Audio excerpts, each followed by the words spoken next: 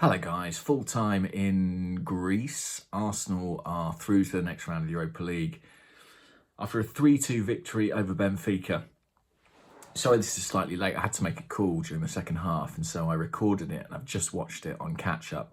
I have to say when Benfica got their second goal, I really did fear the worst. I mean obviously, Arsenal at that point needed to score twice in order to go through, and I think it would have been pure Arsenal as well, even once they got one back, to go out on away goals in a tie where neither team played at their home ground in either leg. Also the calamitous nature of the goal that we conceded.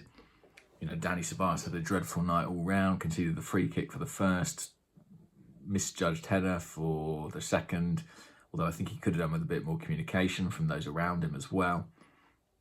And I thought, wow, I can and can't simultaneously believe that our season is going to end quite like this. And then Saka pulls out a masterful assist, finding Pierre-Emerick Aubameyang at the back post. And Arsenal go through. Saka and Aubameyang, I thought, really came through for Arsenal tonight. Aubameyang's had a very difficult season, but since he started playing as this centre forward, particularly with these more creative players behind him, he's really flourishing. He's getting a lot of opportunities. Granted, he's not taken them all, but that's the name of the game for strikers: getting in the right positions, getting the chances, and he scores more than he misses, it seems to me. And Bukayo Saka, what can you say about him at 19 years old? Probably the most important player in this team. 2 sensational assists tonight. Created the winning goal playing pretty much from a right-back position. He is just an astonishing talent. And I think really he is what I want to talk about tonight. And that is to say that, yes, he's an academy player. Yes, he's someone who loves Arsenal, who's been here a long time.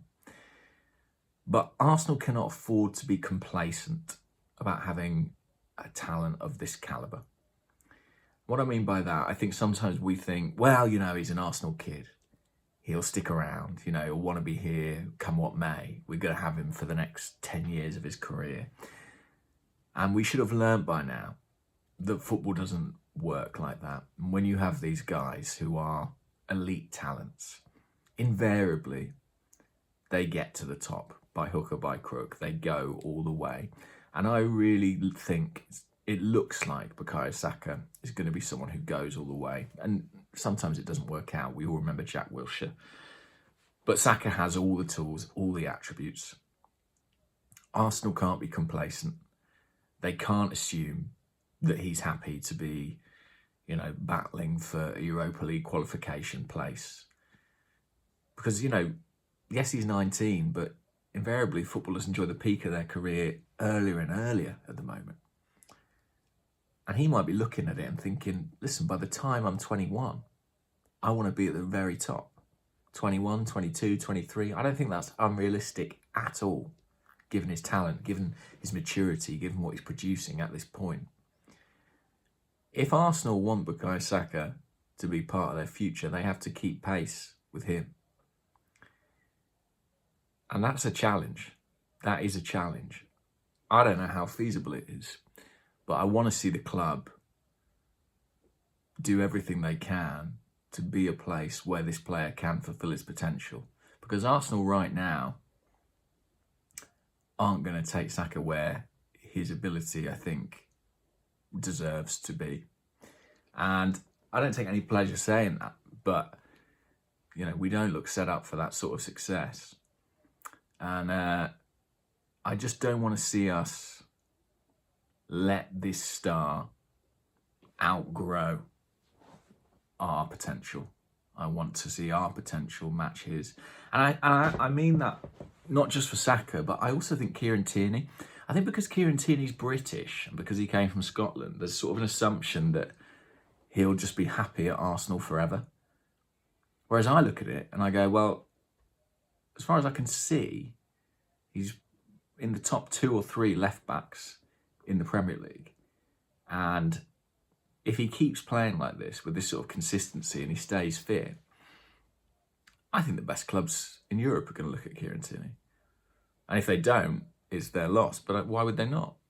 And I think just because he's a Brit and they don't historically travel well, or just because, he's a good guy and we like him, I don't think we can assume that he'll stick around to be part of an Arsenal project if it's not successful.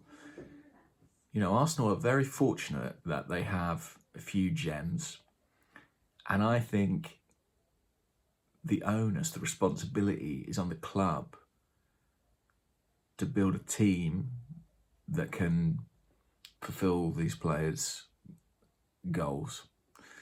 I know some will bristle at that and think, well, these are the players that need to be doing more. And I hear what you're saying, but in the case of Tierney, in the case of particularly Saka, they'll get there with or without us. Don't take them for granted. Sometimes players come along and they give you a chance. They're a bit of a life raft and you've got to cling to them and you've got to build around them.